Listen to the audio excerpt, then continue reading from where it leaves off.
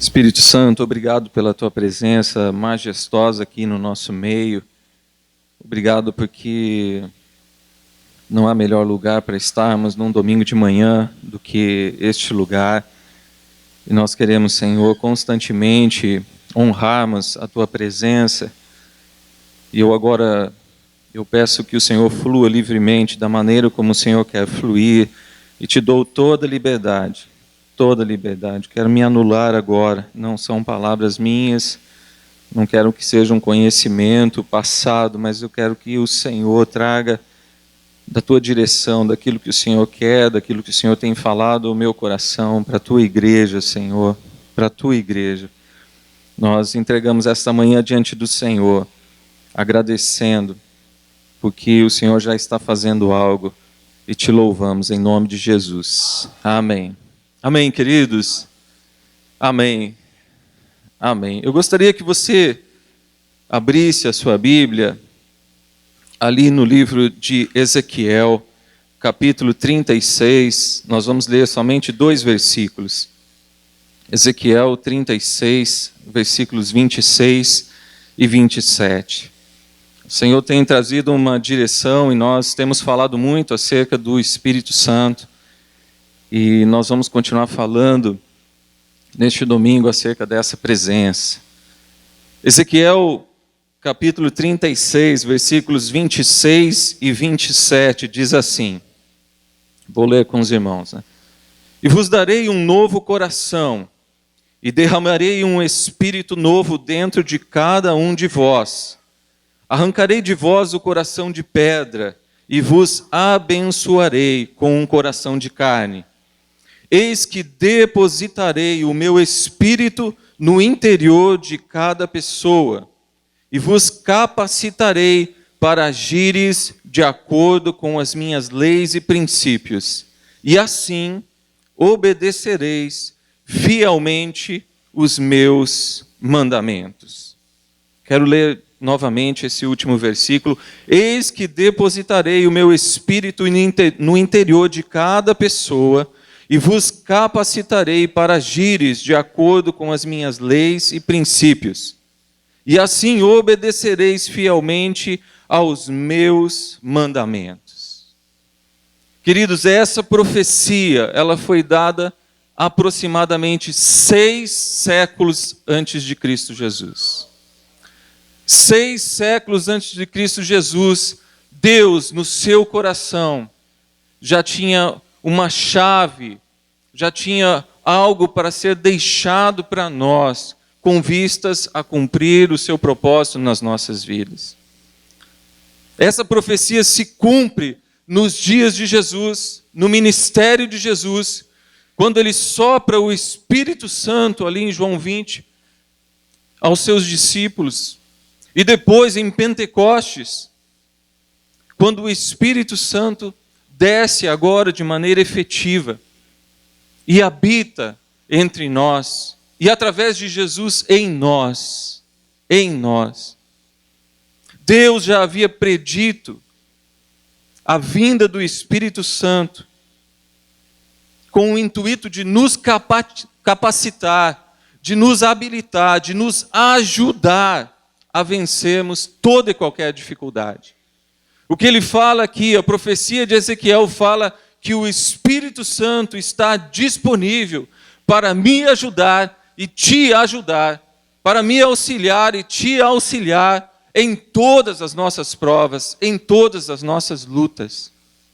Que Deus tremendo é esse? Perceba o que está sendo dito nestes 2 versículos aqui em Ezequiel, algo que se cumpriu logo à frente. Se cumpriu nos dias de Jesus. Perceba o que está sendo dito, que Deus, o amor de Deus que deu o seu único Filho, também deu o seu Espírito Santo, parte dele, que habita em nós, para nos ajudar a vencermos as lutas e a obedecermos princípios e a sua palavra. Dá para entender? Dá para entender que o Senhor, Ele mesmo, nos dá parte dele para nos ajudar a viver nos ajudar a caminhar. Olha quem é o nosso Deus. Deus está junto conosco na nossa caminhada. Deus está junto conosco, nos ajudando, nos capacitando a fazermos todas as coisas.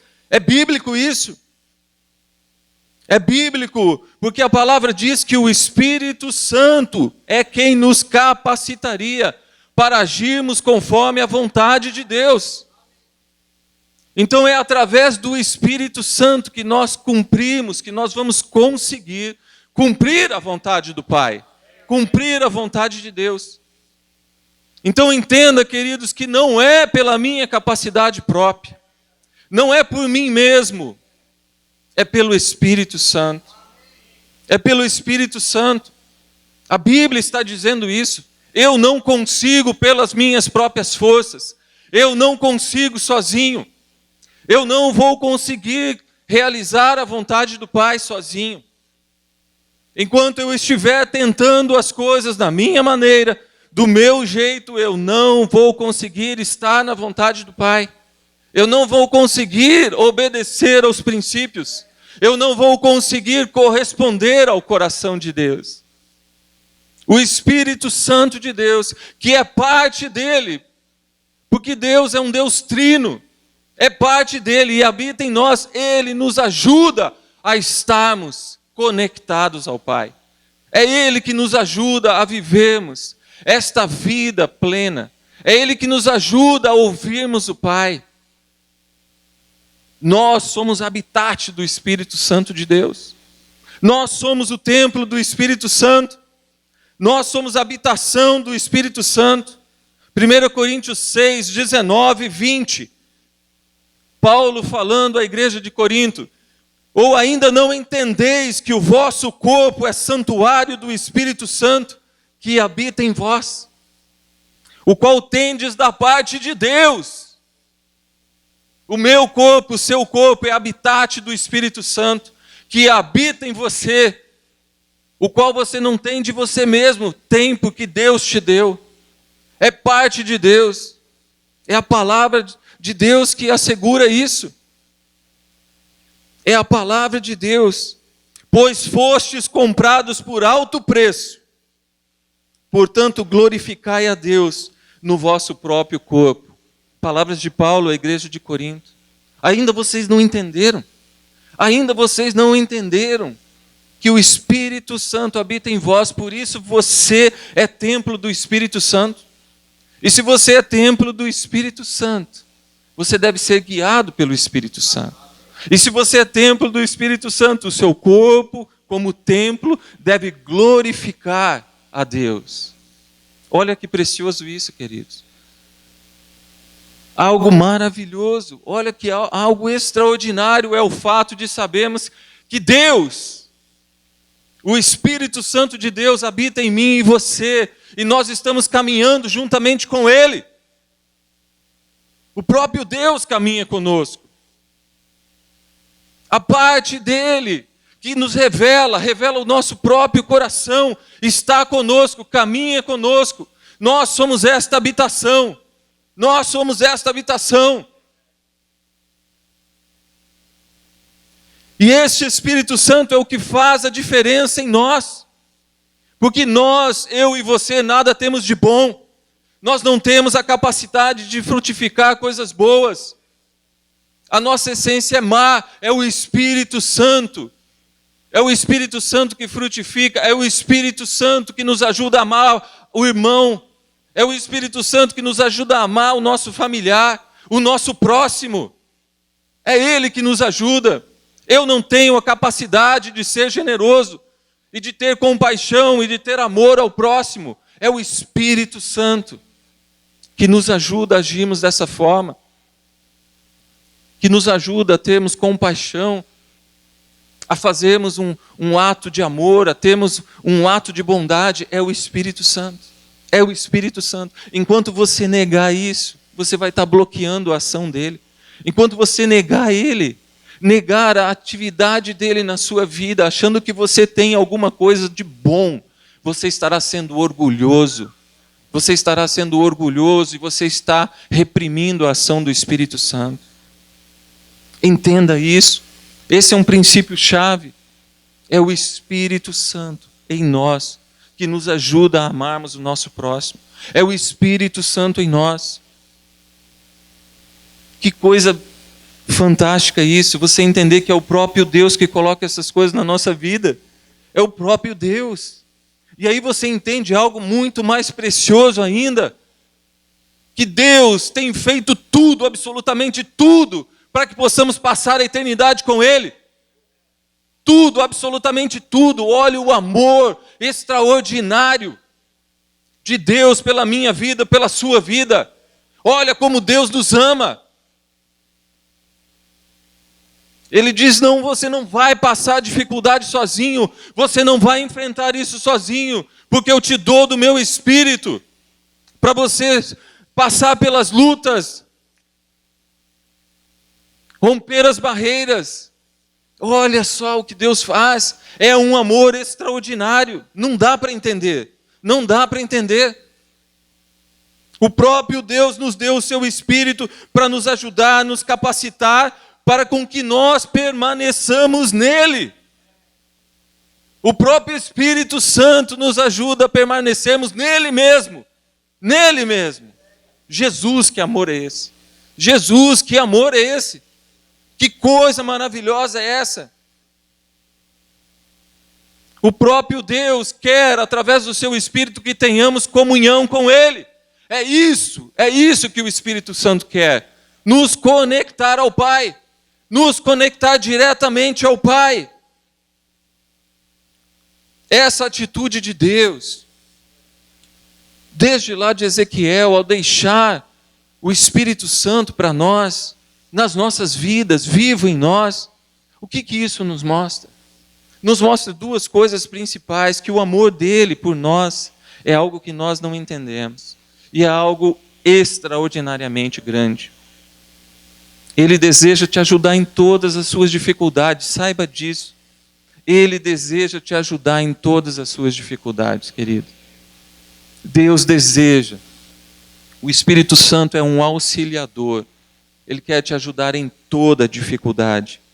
A segunda coisa é que ele anseia por proximidade. O Espírito Santo em nós, ele quer nos conectar ao Pai em todo o tempo. Ele anseia, Deus anseia por proximidade. Vai além das dificuldades. Vai além de ajudar você a enfrentar as dificuldades. Deus quer muito mais de mim e de você. Deus quer um relacionamento. Deus quer um relacionamento. Ele quer muito mais. Muito mais. O Espírito Santo em nós é a presença de Deus em nós. E é isso que faz diferença na minha vida e na sua vida. Queridos, o que faz diferença na minha vida e na sua vida, como cristãos? O que você acha que faz diferença? Eu sou cristão. Eu sou um crente. Eu faço parte de um movimento. Você acha que é isso que faz diferença? Não é isso que faz diferença. É o Espírito Santo de Deus na minha vida e na sua vida que faz a diferença. Se as pessoas notam algo de bom em você, não é porque você é o bom, é porque o Espírito Santo de Deus frutifica em algo. É porque o Espírito Santo de Deus está fazendo algo. Algo está saindo de você, em atitudes, em palavras, em gestos, em expressões. Algo de bom está saindo de você, e isso vem do Espírito Santo. Isso vem do Espírito Santo, é a presença dele em nós, é a presença dele em nós que nos distingue, é a presença dele em nós que faz a diferença, é a presença dele em nós que faz a diferença. Moisés, em determinado momento da vida de Moisés conversando com o Senhor, fala: Senhor, se o Senhor não for comigo, não tem por que ir. Não tem por que ir. Abra sua Bíblia ali em Êxodo 33. Êxodo capítulo 33, nós vamos ler 5 versículos.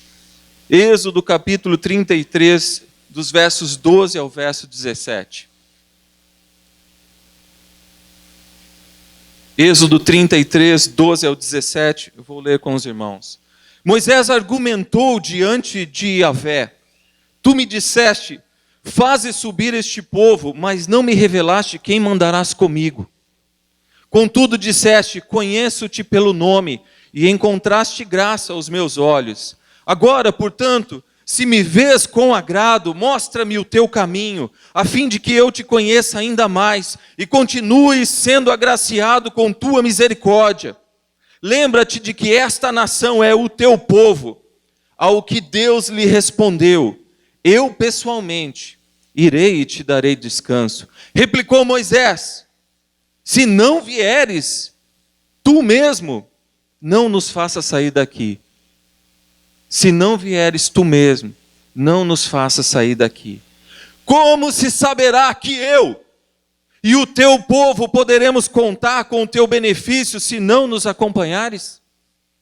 Quem mais poderia distinguir-me e a teu povo de todos os demais povos sobre a face da terra?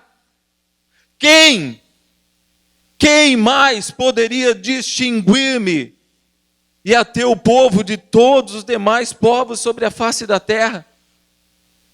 Então Deus declarou a Moisés: farei ainda o que me pede, porquanto verdadeiramente tenho me agradado de ti e conheço-te pelo nome. O que distinguia Moisés e o povo? A presença de Deus. Sai a presença de Deus, todo mundo igual. Não havia distinção.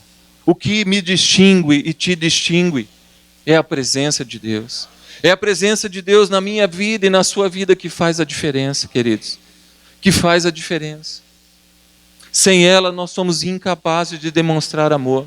Sem ela nós somos incapazes de uma atitude de alegria, de amor, de expressão para com o próximo. A presença de Deus é a diferença. A presença de Deus é o que nos distingue. A presença de Deus. Moisés declara aqui, sabe o que está acontecendo nesse momento da história do povo de Deus? Sabe o que está acontecendo? Há poucos dias Moisés tinha acabado de descer do Monte Sinai. Há poucos dias Moisés tinha descido do Monte Sinai, alegre, com as tábuas da lei. Com as tábuas da lei. Houve um encontro fenomenal, extraordinário, no alto do Monte Sinai. Deus escreveu naquelas tábuas ali ordenanças para o seu povo. E Moisés estava descendo com as tábuas e o Senhor falou: Moisés, tem algo de estranho acontecendo. Vai lá para o arraial. Tem algo estranho acontecendo. Moisés está chegando e houve um alarido e música e dança. E alguma coisa estava acontecendo. Josué estava ao pé do monte, esperando Moisés. Moisés vem chegando e vem olhando algo estranho mesmo no seu espírito, ele já está sentindo ali, e ele vai chegando, chegou mais perto, ele chega, sabe o que Moisés faz?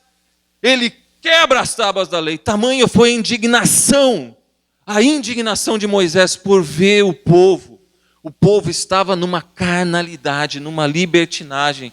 O povo havia feito uma pressão na cabeça de Arão, falando: Moisés está demorando muito naquele monte lá, passa um dia, passa 2 dias, Arão, e Moisés não vai voltar, o que está acontecendo lá? Nós vamos fazer algo para adorar, vamos nos movimentar, a gente está parado sem fazer nada, começa uma pressão, começa ali, o inimigo começa a agir ali, vai um, vai outro, e aí vem um e dá ideia para Arão: vamos juntar ali, vamos juntar as peças de ouro ali que há no meio do povo, vamos fazer um monumento, vamos fazer algo aqui, um símbolo aqui. Mas vamos fazer o quê?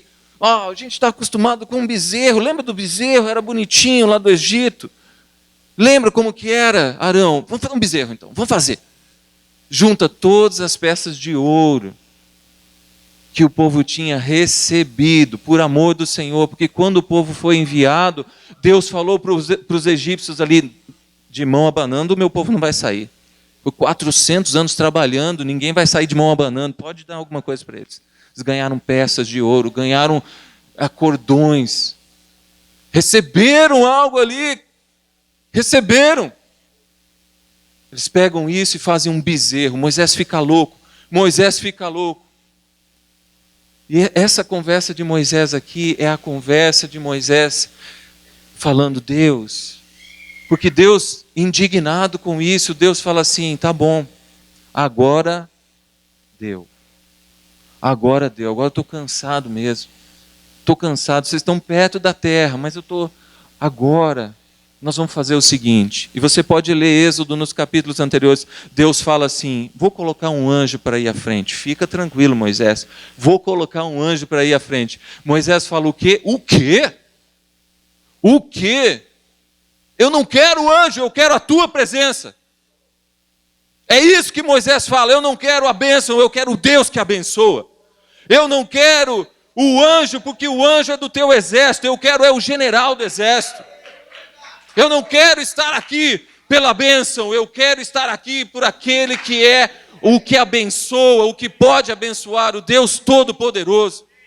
O Deus Todo-Poderoso. Se o Senhor não vier conosco, o que vai nos fazer mover daqui não tem por que sairmos daqui. Olha as palavras de Moisés, eles estavam ali no entorno do Monte Sinai, uma terra árida. O povo estava à base do maná, caminhando léguas, cavando poços para pegar água para os camelos. A vida não estava fácil ali, mas o suprimento do Senhor vinha. E Moisés fala assim, se o Senhor não for, vamos ficar aqui mesmo.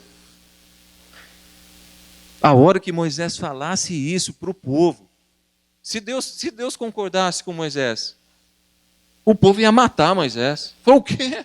O quê? Está maluco? Ficar aqui ao pé do monte? Estamos indo para a terra prometida. Moisés fala, não quero a terra. Eu não quero a terra sem o Senhor. Eu não quero a bênção sem o Senhor. Está prometida, mas nós vamos para lá fazer o que sem o Senhor? Nós vamos para lá fazer o que sem o Senhor? Queridos, muitas vezes Deus nos dá algo. Pode ser uma porta de trabalho. Nós temos que entender que é Deus quem nos dá e nós temos que levar a presença dele junto. Nós temos que levá-lo junto. As separações, elas são trágicas. Quando nós recebemos algo de Deus e nós separamos ele da presença, diz que nós estamos recebendo, a sua presença daquilo que nós estamos recebendo. Isso é trágico, porque estamos vivendo aquilo que Deus nos deu sem a presença dele. Sem a presença dele. E eu quero trazer aqui a história de dois homens. A história de dois homens que valorizaram a presença e não valorizaram a presença. Um valorizou a presença e um desvalorizou a presença. Moisés já nos mostra aqui o cuidado que nós temos que ter com a presença de Deus. O cuidado. Você tem o Espírito Santo em você. E a pergunta é como você tem cuidado da presença de Deus em você. Como você tem cuidado da presença de Deus. Moisés soube distinguir a boa parte. Se o Senhor não for, eu não irei. Nós vamos ficar aqui. Quem mais distinguiu a boa parte na palavra de Deus? Maria disse, vou ficar aos pés de Jesus. Maria escolheu a boa parte. Abraão escolheu a boa parte ao deixar Ló escolher primeiro. Abraão e Ló estavam ali. Os pastores de Ló estavam disputando com os pastores de Abraão acerca das campinas, do pasto dos rebanhos. Abraão foi conversar com Ló. Ló, vamos resolver este imbróglio. Vamos fazer o seguinte. Olha para frente, olha para a esquerda, para a direita. Onde que você quer levar os seus pastores? Escolhe para onde você quer ir. Escolhe para onde você quer ir. Ló deu uma boa olhada. Olhou, viu ali um oásis, viu as campinas ali. Meu gado vai engordar muito ali. É ali que eu vou. Vamos para lá. Abraão falou, tá bom, cara, Deus te abençoe. O que é isso, senão Abraão saber que Deus estava com ele? E sobre qualquer situação ou dificuldade, Deus ia sustentá-lo. Deus ia sustentá-lo. Deus ia sustentá-lo. Então Abraão não olhou para uma terra seca. Abraão viu a presença de Deus caminhando com ele. Escolheu estar com a presença. Escolheu estar com a presença. Enquanto Moisés declara que nada nos destaca, nada nos diferencia, senão a presença de Deus. É isso que Moisés está falando aqui. O que nos diferencia de todos os outros povos se não for a tua presença? Enquanto Moisés está falando isso, e nós estamos num momento do tempo aqui, quase 1500 anos antes de Cristo, e nós vamos agora, queridos, para um momento no tempo, 450 anos aproximadamente depois, para entender a história de um homem na sua palavra. Neste tempo, Deus havia dito a Moisés: Moisés, nós precisamos fazer o seguinte, nós vamos agora trazer um símbolo sobre a minha presença. E Deus trouxe a Arca da Aliança. A Arca da Aliança vai ser o símbolo. Vocês vão ter algo para cuidar. E vocês vão ter algo para ter um culto. E vocês vão fazer da seguinte forma. E Deus deu o tabernáculo a Moisés e um lugar onde a arca deveria estar. A arca deveria estar, símbolo da presença de Deus. Na arca havia três símbolos. Na arca havia as tábuas da lei, o dedo de Deus. Deus escreveu as tábuas da lei. Estava dentro da arca, as tábuas da lei. Na arca havia o maná, o pão que caiu do céu. O pão que caiu do céu. O pão durante o caminho, o sustento, o pão, simbolizava Jesus. Já era uma prenunciação de Jesus Cristo ali. O pão que viria do céu. Jesus é o pão da vida. E havia um cajado na arca, a vara de Arão, que floresceu, que foi um sinal de poder, uma manifestação do poder de Deus. Mas recebereis poder ao descer sobre vós o Espírito Santo. O Espírito Santo é sinônimo de poder. Olha o que está em você. Olha o que está em você, queridos. O Espírito Santo é sinônimo de poder. Então você tinha a expressão trina de Deus naquela arca. Você tinha aquela arca. E Deus falou: cuida da arca. Cuida da arca. Cuida da arca. E aí vem a história do povo de Deus. Moisés morre, Josué entra na terra.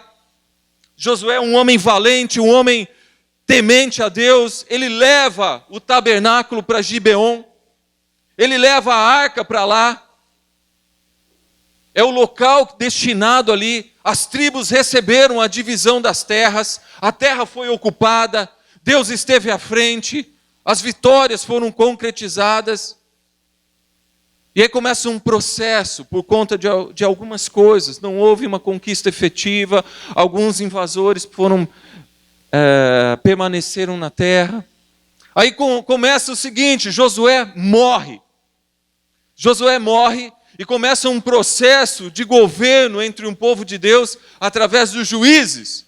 Porque quando Josué morre, a terra começa a ser invadida. Aquele povo que foi permitido ficar na terra se multiplica e cresce. E começam vários problemas. É a época dos juízes. É a época dos juízes. São mais de 300 anos, quase 400 anos. De lutas, de problemas, de opressão. E Deus levanta um juiz que é um libertador. E Deus liberta o povo. E a frase mais constante no livro de Juízes é o versículo que diz: e tornou o povo de Deus a fazer o que era mal diante dos olhos do Senhor. É o versículo que mais se repete em Juízes. Porque são 12 libertadores. São 12 juízes levantados. Esses juízes foram levantados para libertar o povo de algo. Havia um que não foi levantado. São 13 juízes, mas um não foi levantado, um usurpou do direito, né? Que foi o filho de Gideão. Então tudo isso está na história. Passou todos estes anos, o povo cansado de juízes e tal, e tudo ali, o povo começa a clamar: Deus, não, dá um rei para nós, dá um rei para nós, dá um rei para nós. E aí Deus ouve o clamor do povo e fala: tá bom, vocês querem um rei? Escolham um rei, escolham um rei, escolham um rei. E aí o povo vai e escolhe quem? Saul. Saul, o primeiro rei de Israel. É neste momento que nós chegamos.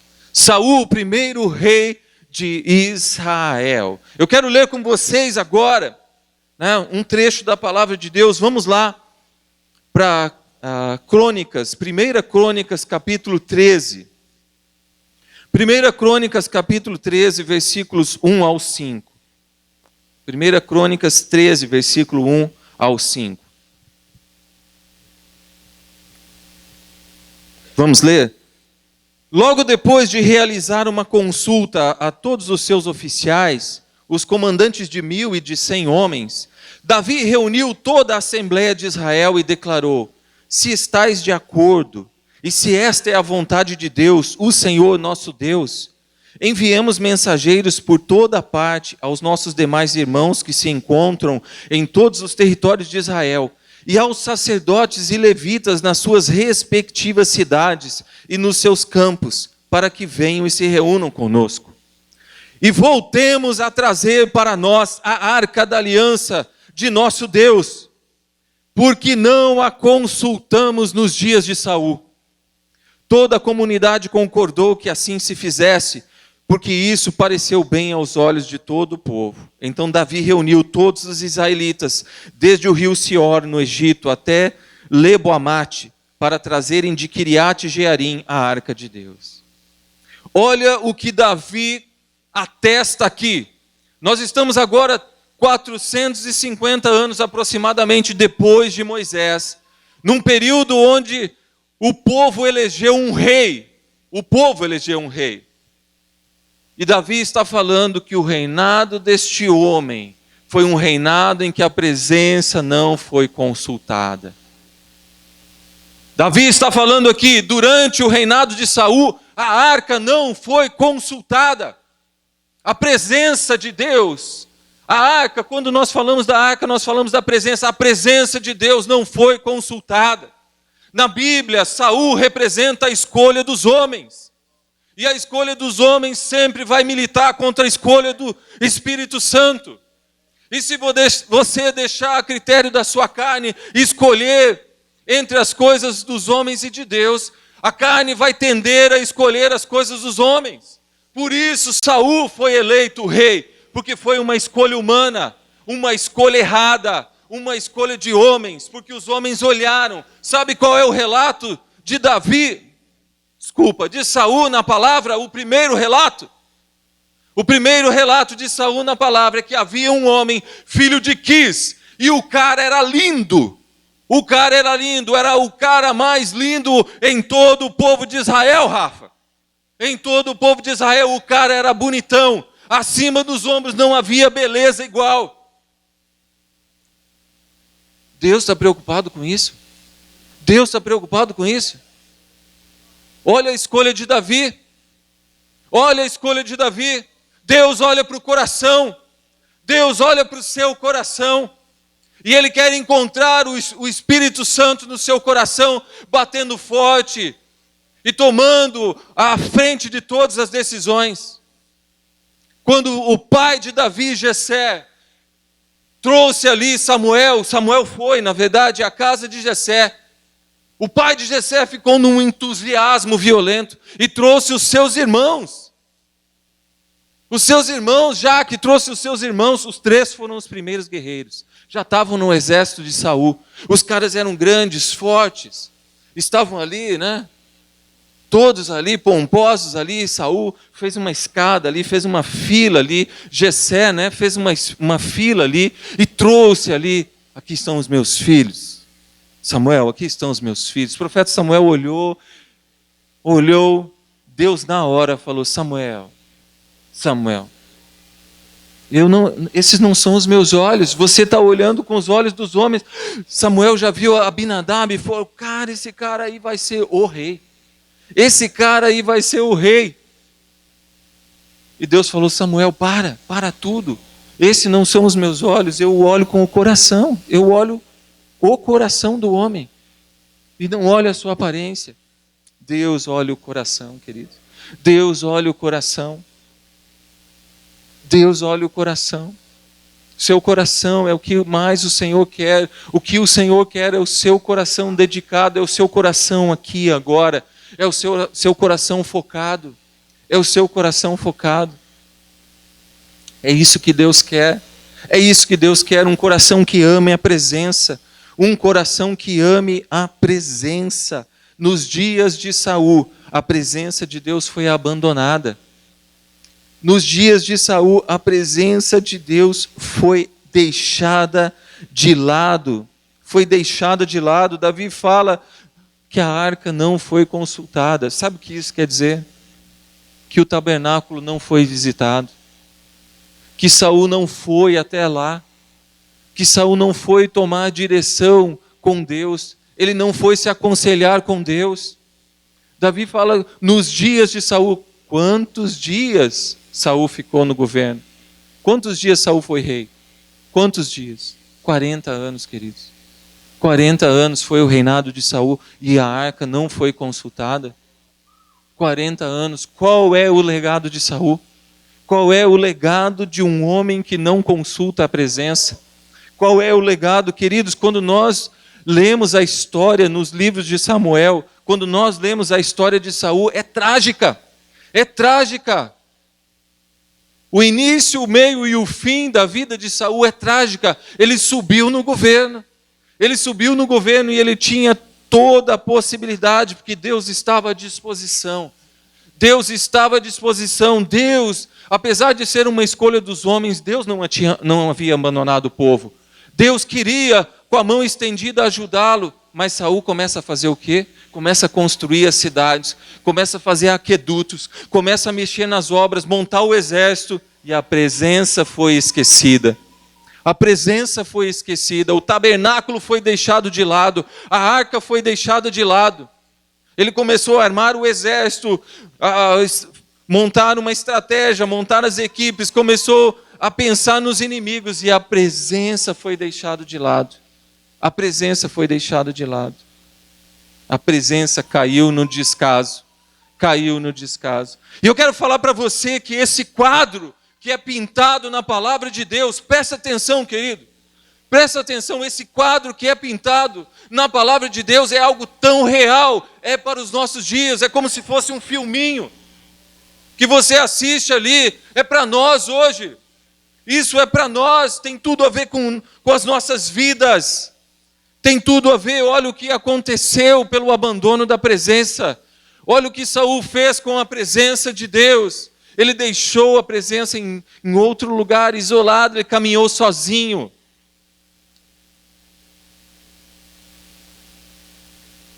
Nós temos abandonado a presença de Deus. A presença de Deus. A presença de Deus. Saul recebeu algo da parte do Senhor. O Senhor permitiu que ele fosse eleito. Ele recebeu e ele tinha grande vantagem sobre os seus inimigos.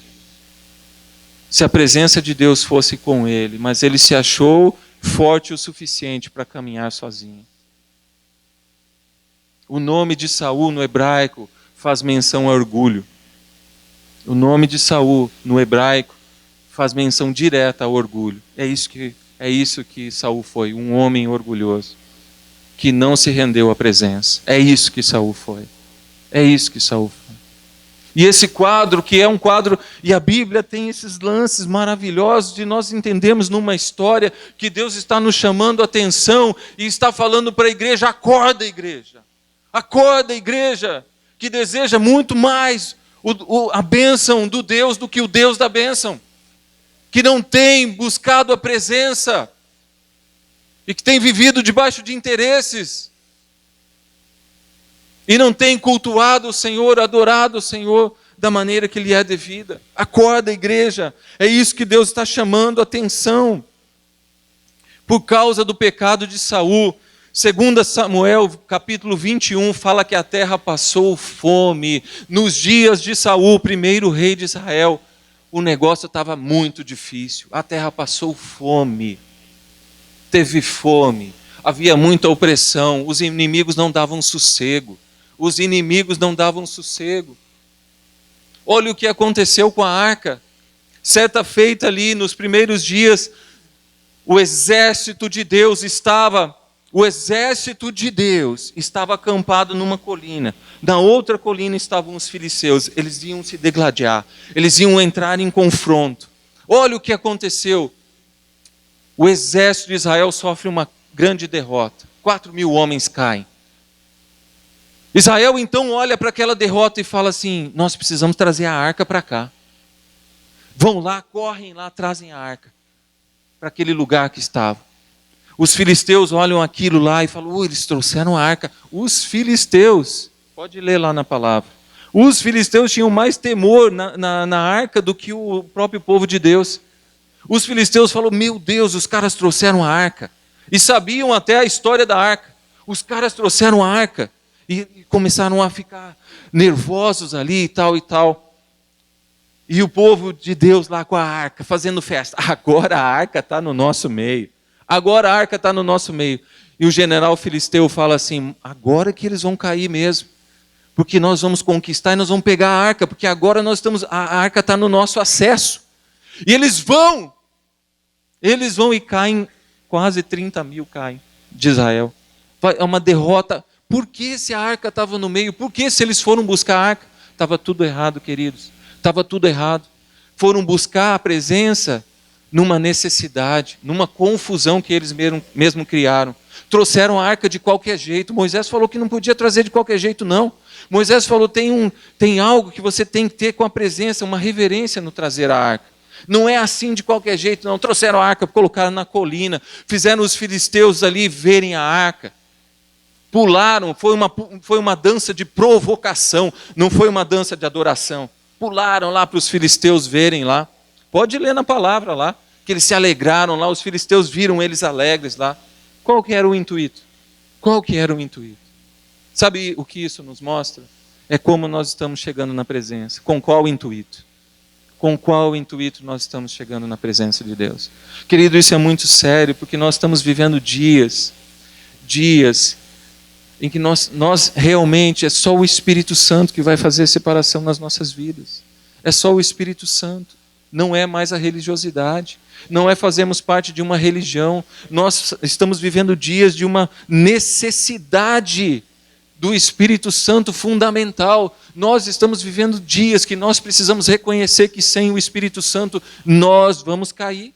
Nós não somos nada, nós não podemos dar mole. A igreja precisa se despertar, a igreja precisa acordar para isso. Parar de brincar, buscar a presença, buscar a presença. Nós não temos mais tempo a perder. Nós não temos mais tempo a perder. O Espírito Santo é aquele que quer te fortalecer, mas se você o relega a um segundo plano, ao mesmo tempo que você está deixando ele de lado, não quer ouvi-lo, não tem sensibilidade, não desfruta dessa presença para ter a sensibilidade, você daqui a pouco está ouvindo outras vozes, está confundindo tudo e está se dobrando à vontade da carne. Dá para entender?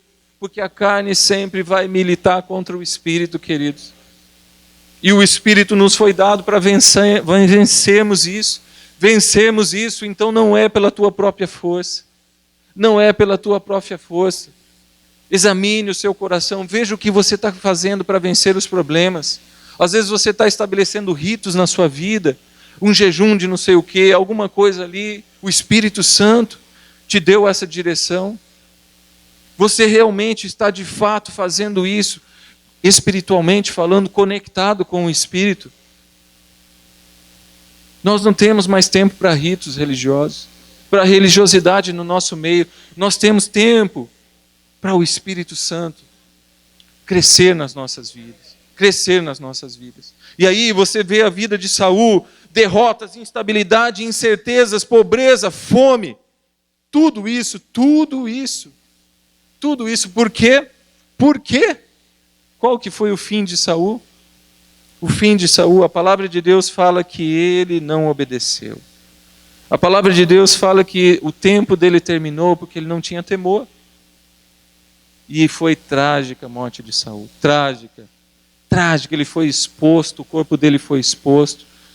Ele pediu ao escudeiro dele que matasse ele. Por uma questão de honra, ele não ia se suicidar. Ele pediu ao escudeiro que matasse ele. O escudeiro falou, eu não. Eu não. Né, eu estou aqui sozinho aqui, eu vou, né, levantar minha espada contra o rei, eu vou ter que dar conta perante Deus. Né? Daí o que Saul faz? Ele mesmo se mata. Né, ele mesmo se mata ali, investiu contra, né, a espada ali do escudeiro e tal, ele mesmo se mata. E depois, no desespero, o escudeiro se mata.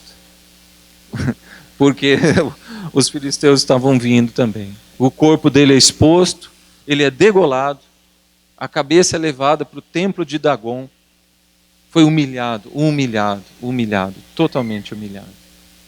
Ele foi para o fundo do poço. Deixou totalmente. Sabe, isso me lembra uma passagem de Pedro que fala que nós podemos apagar o espírito nas nossas vidas. Pedro fala nas suas cartas lá, não apagueis o espírito. Eu vejo Saul chegando a esse ponto, eu vejo que ele realmente não quis nada com Deus. Ele abandonou, ele deixou de lado, ele fez tudo de acordo com a sua própria vontade. Ele foi obstinado em tentar matar Davi. E aí nós temos quem é que é o homem que cuida da presença? Quem é que é o homem que cuida da presença? 1 Crônicas está falando. Este é um dos primeiros atos de Davi. Quando você lê aqui, queridos, quando você lê aqui este texto da palavra em que Davi está falando, voltemos a trazer a arca para nós, a arca da aliança de nosso Deus, porque não a consultamos nos dias de Saul. Sabe o que Davi está falando? Davi acabou de ser aclamado rei em Israel.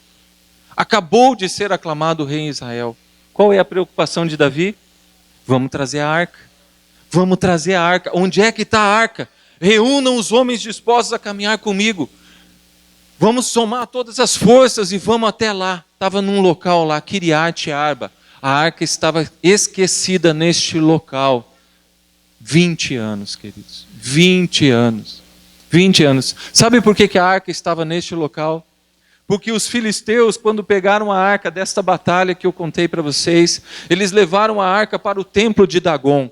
No dia de manhã, os ídolos estavam caídos, destruídos. Os filisteus falaram, tá vendo? A gente falou, a arca é a presença de Deus, não pode ficar aqui um alvoroço na cidade dos filisteus. O que eles fazem? Eles deixam a arca num lugar e pedem para o povo de Kiriat Arba ir buscar a arca. Eles vão e buscam. Só que eles buscam a arca e levam para a cidade, para essa cidade, e Saul nunca foi buscar a arca. Nunca foi, e a arca ficou em posse do povo de Deus, e ficou lá na casa de um homem chamado Ebenezer. Ficou lá. E Saul nunca foi pegar a presença, estava disponível, não estava na mão dos inimigos mais. Deus fez com que a presença dele fosse para o meio do povo novamente. E esse é o coração de Deus, queridos. Quando eu leio essa passagem, eu entendo que esse é o coração de Deus.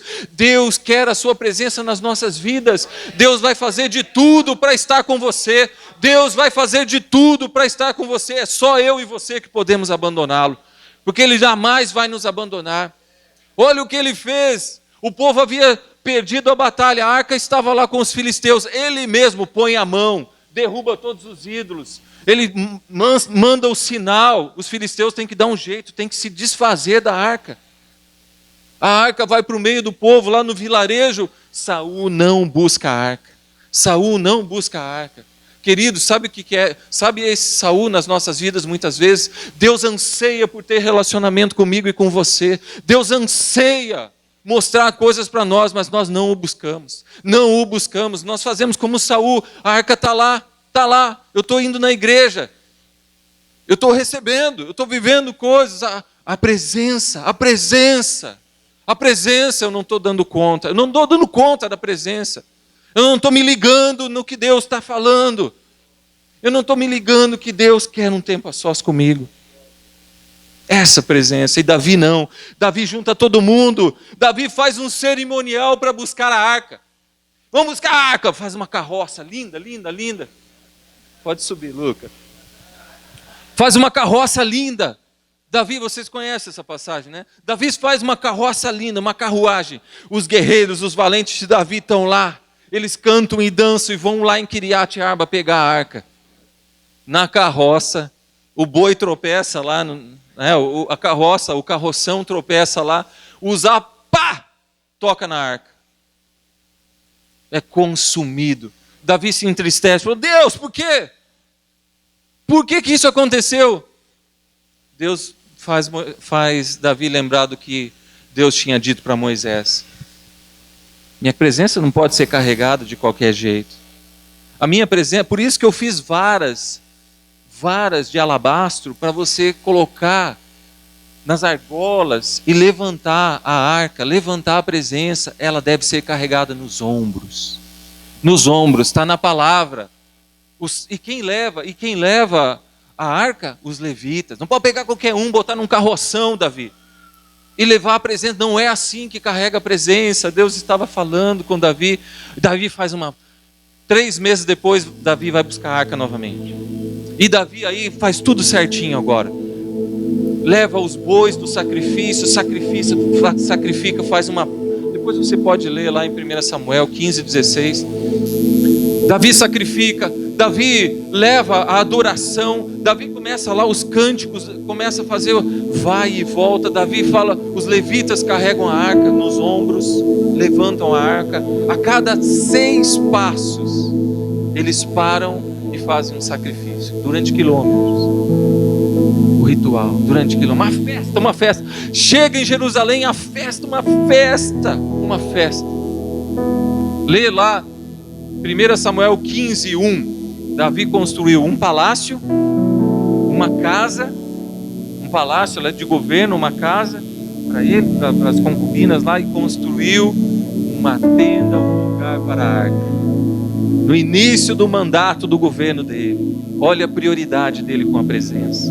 Olha a prioridade, olha o coração de Davi. Por isso esse homem foi chamado um homem segundo o coração de Deus. Um homem segundo o coração de Deus nada mais é aquele que se importa com a presença. Davi teve muitos erros, querido.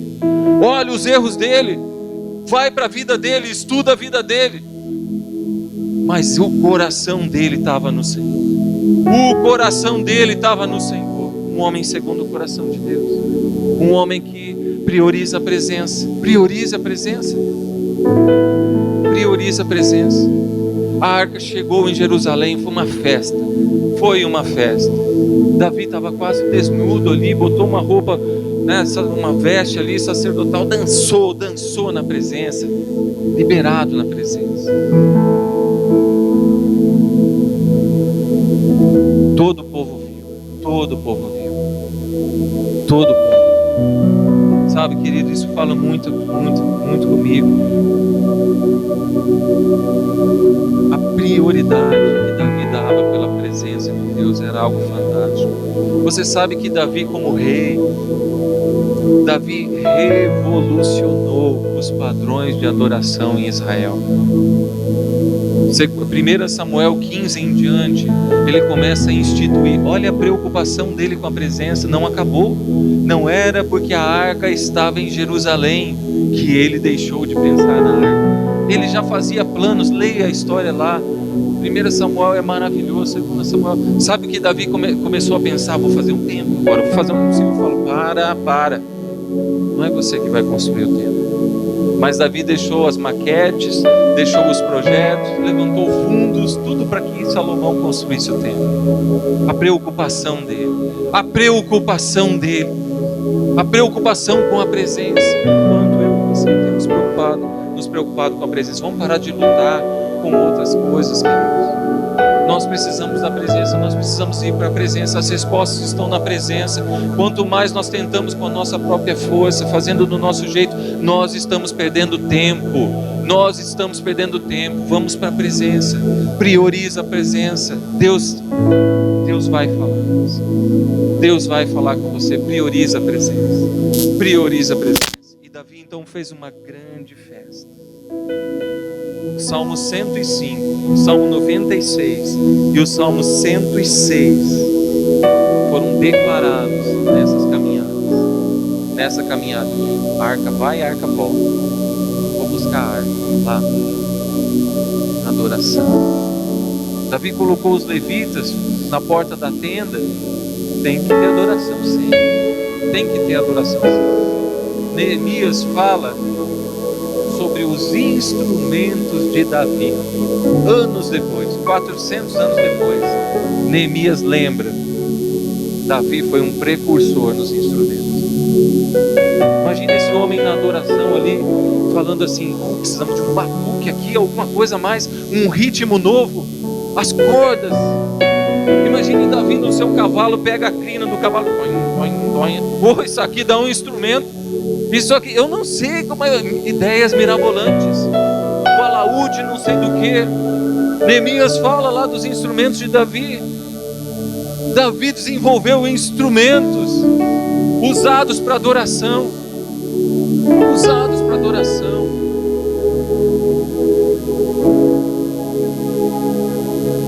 Da presença de Deus. Queridos, o que eu e você temos desenvolvido? Como nós temos adorado, como nós estamos na presença. A nossa vida tem que mudar. A nossa vida tem que mudar. Não dá mais para ser o mesmo. Não dá mais para ser o mesmo. E para finalizar, sabe o que Davi declara? Sabe o que Davi declara? Davi que começou toda essa reforma na adoração em Israel. Toda essa reforma na adoração. Colocou Asaf à frente das coisas. Ele colocou um homem para cuidar das coisas. Ele criou um ministério dentro do seu governo para cuidar das coisas referentes à adoração. Olha que cabeça. Olha como ele se importava. Criou um ministério. É como se o nosso presidente criasse um ministério de oração. O governo tem um ministério de oração. O governo tem um ministro. Daí eu convido lá os pastores, pastor Paulo e tal, que é o ministro da oração. É isso que Davi fez. É isso que Davi fez. Davi fez o contrário de Saul. Davi não tocou ficha. Vamos comprar carros e cavalos. Vamos armar. As nossas lanças são obsoletas. Vamos desenvolver armaduras e arcos. Precisamos do novo modelo da flecha ZYZ-B. Precisamos do modelo novo. Vamos importá-la dos filisteus. Davi não queria nada disso. Davi botou os valentes para adorar. Botou todo mundo para adorar. Botou todo mundo. Sabia que a presença era a diferença. Ele sabia que a presença era a diferença, queridos. E a presença é a diferença. A presença de Deus é a diferença. E sabe o que Davi fala? O que Davi fala? Eu quero ler para vocês o Salmo 84, versículo 10. É a expressão do resumo de Davi, do coração de Davi. Salmo 84, versículo 10. Pois um dia em teus átrios vale mais do que 1000 em qualquer outro lugar. Estar recostado à porta da casa do meu Deus é melhor que morar nas tendas mais ricas dos ímpios. Você dá para entender isso, Sandro? Sabe o que Davi fazia? Davi saía do seu palácio. O palácio de Davi era lindo.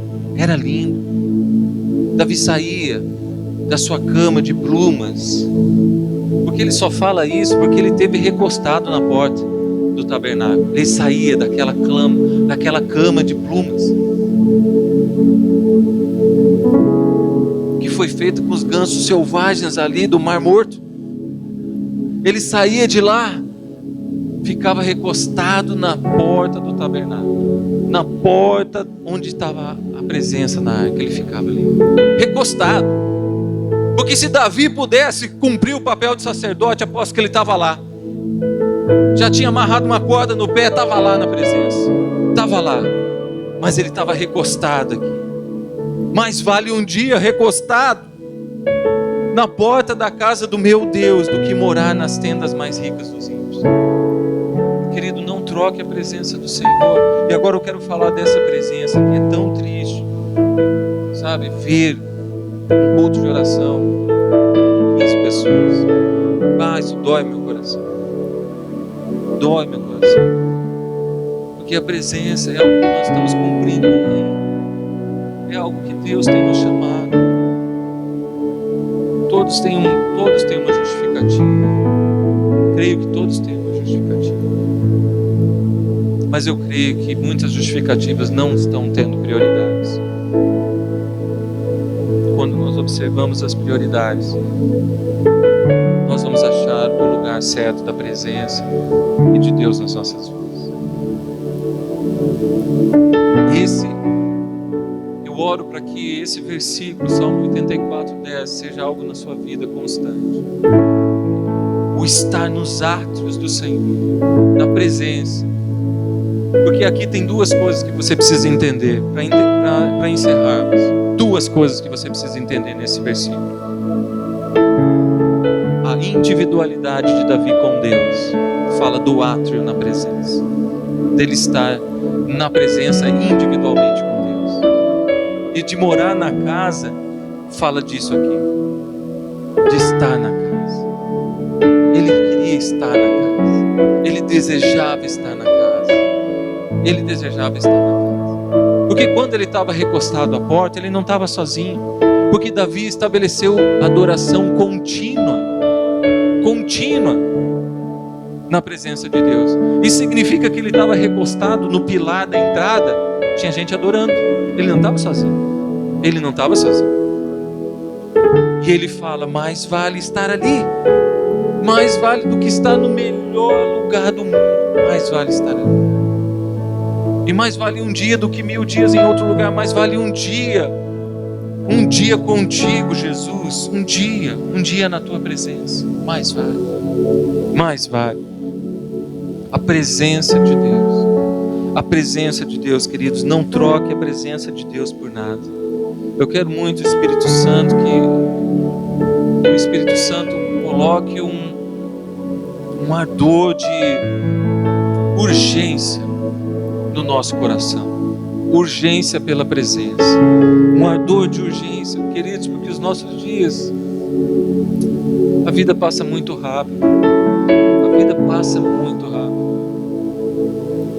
Deus está disponível, Deus tem feito tudo para se revelar a você, e nós temos que entender que se Ele não tem se revelado, você não tem tido a revelação da presença, a falha não está nele, Ele tem feito tudo. A palavra dele mostra o amor dele. Ele faz coisas impossíveis. Deus não é impossível, né? Mas Ele faz para estar perto de você. Ele faz para estar contigo e perto de você. E se nós não estamos sentindo e não estamos vendo, o problema está conosco. O problema está em mim e em você. Nós precisamos dar a prioridade necessária para a presença. Fique em pé nesse momento. Eu gostaria que você pudesse fechar os seus olhos